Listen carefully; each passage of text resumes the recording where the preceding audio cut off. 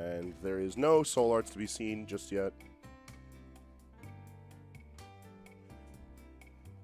You know, one thing I would like to see from Waidu more often these days is his other characters. We see so much of his Cloud. But his Cloud is great, don't get me wrong. But he still has Ryu and Pac-Man on the background. Yeah, I saw him playing Pac-Man today, and I didn't even realize that he had one. Yup. Like, it's there. It's real. It's real. Like, people don't really talk about it because, you know, in New York we have Shinji, and Shinji's like the shining star of Pac-Mans. But we have a good amount of Pac-Man players throughout all of Tri-State. I can only name, I guess, Waidu now and Shinji. I remember someone by the name of Kiwi coming down last year for Alpha. I don't know if she was Tri-State. She's from New England, and she currently doesn't come out for much, but I do know she's coming out of pseudo-retirement for Smash Ultimate. Okay, okay. Aside from her, there's Packaged Fruits, who's a bit further upstate. I don't know if they're Tri-State, but I know Hippo Knight's another one who goes to Xeno occasionally. There's a lot of Pac-Mans. A lot more than you think you would find. Such an interesting character. I always get enthusiastic about the idea of people trying to invade New York because they're not prepared for Pac-Mans at all. They're not prepared for Namely New York. Shinji, but like, yeah. Like, I wish we got more exposure. I really do. I like, 2GG doesn't usually host events in Tri-State at all, I don't believe. Nope, this is the first time. This is the first time, right? Yep. Way past due, honestly. I would definitely agree. And I feel like a lot of people don't really know a lot of the New York talent.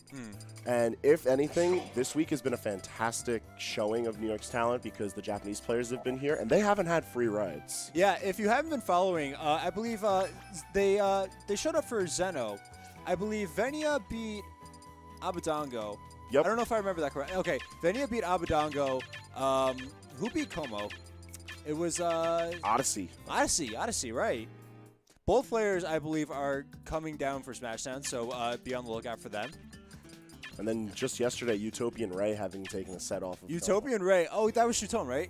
I think he also beat Chitone.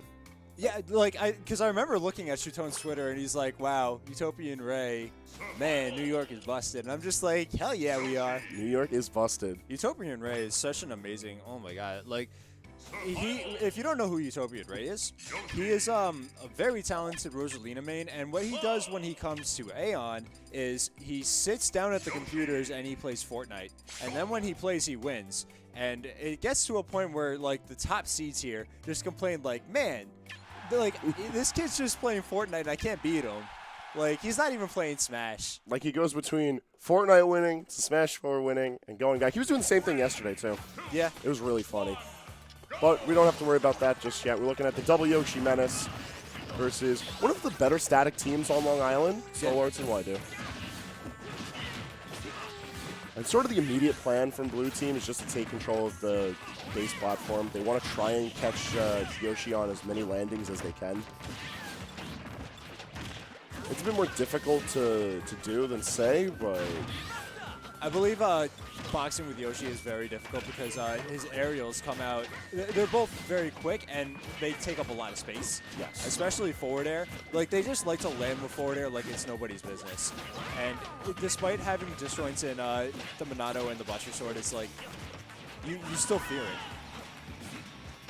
A little bit of stage pressure from Suarez going to lead to an SD from SoulArts, and that's going to sort of spell the beginnings of this set.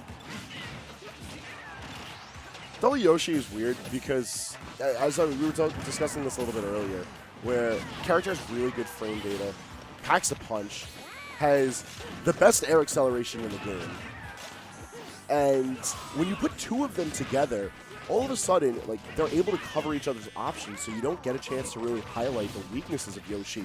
You just have to deal with two of them.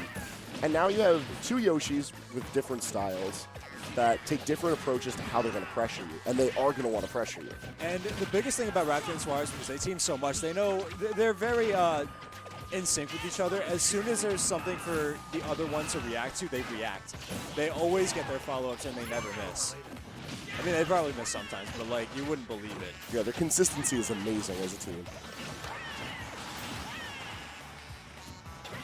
And not able to get the kill off on Suarez, but quick kill onto Raptor is going to alleviate some of that pressure from Blue Team.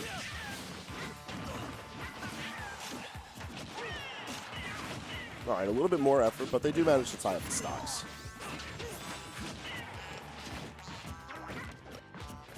Like how Raptor's trying to take this battle to the ledge with a Cloud with limit. He's so confident in fighting against Cloud now. I remember if you'd asked him like a year or two ago about the Cloud matchup, and he would complain that it's like the worst, it's worse than Diddy, character just suppresses you so bad, and then, you know, a constant year of having to fight off against the likes of like Ralphie and Dark Blues, and now it's like, yeah, I don't really care about Cloud. That's why Ralphie's, I mean not Ralphie, well Ralphie is good, but that's why Raptor is good, because you just gotta win. You just can't complain about it, you just gotta get better. There's that famous neutral air. Neutral air is so good. The shield break? How did that come out? It was a Yoshi bomb. I don't know, they just throw it at Suarez in particular, he loves his Yoshi bombs. He does. Very careful, just taking around his shield with that. There's so much chaos in the field right now. All of these players are trying to throw hitboxes, take advantage somewhere. And the battle for the base platform has been so dynamic. It really hasn't belonged to anyone at either point. And when it does come into someone's control, Blue Team has a very consistent pattern of just trying to bring it into controlling center stage and take the battle outwards. Whereas the Yoshis are trying to bait the battle to the ledge and see where they can go from there. We're at an even game. Slight stock lead from Raptor. Really good SDI from Raptor, by the way. He like SDI'd the limit cross slash inwards and shielded. And it would have been a really good setup for getting the reversal, but Waidu did not want to let up all that pressure. That's what led them to taking that game. Stage-wise, I feel like we're going to go right back. There's no reason for the Yoshis to want to move off of Smashville.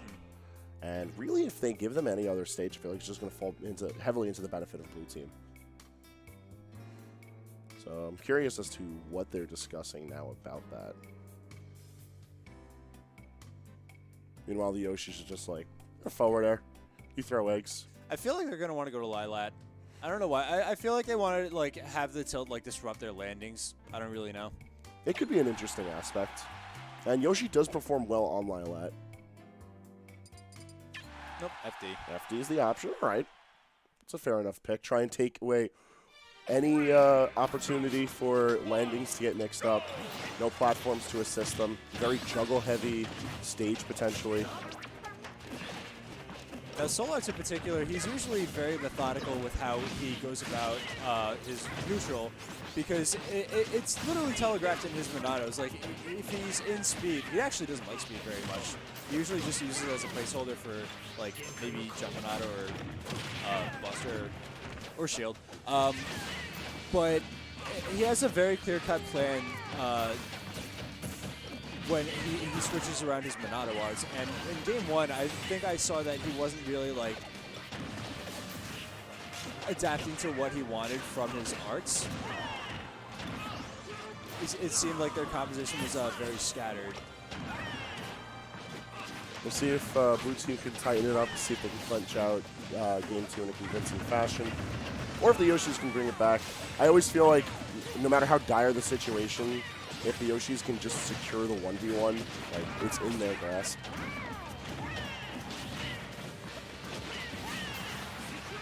And at the very least, like, Blue Team's doing a really good job of turning this stage pick onto its head, very much in their favor. Cloud's always been great at catching landings in general, and SoulArts' style of playing Shulk is very much centered around just sort of ghosting his opponents. And if the opportunity's there to juggle with forward air in there, then it's just nice damage. But for the most part, he's just able to contest that aerial speed thanks to his jump art. While Shulk might not be any faster, the fact that his jump is so potent and SoulArts is so aware of what he needs to do in order to contest Yoshi, it makes him more of a threat than you would think on paper.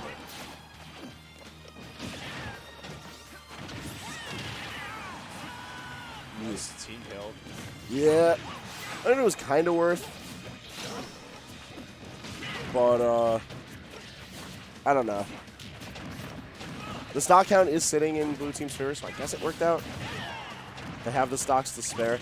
However, Waidu doesn't really have the percentage to bleed. He's got to be a bit more careful to try to hang back if he can. Because one Swift Aerial from either of the Yoshis could mean disaster for this stock. Or a team, though. I've definitely seen SoulArts go a little too trigger happy while he's close to Waidu. That was maybe the second or third time that I've seen him just, you know, accidentally hit Waidu and finally taking the stock for it.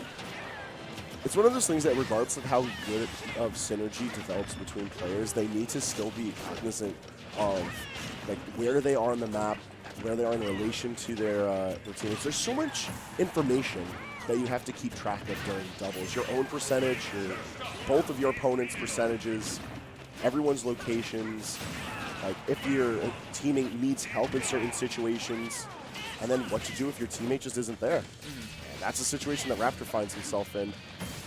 However, both of his opponents sitting pretty heavily as far as percentages go. So it's going to be big chillin' and shield. Going to be able to hold the stock for a good amount longer, regardless of how. I was just about to say how I felt that SoulArts didn't need to be in shield, and then he survives about Raptor using his down B.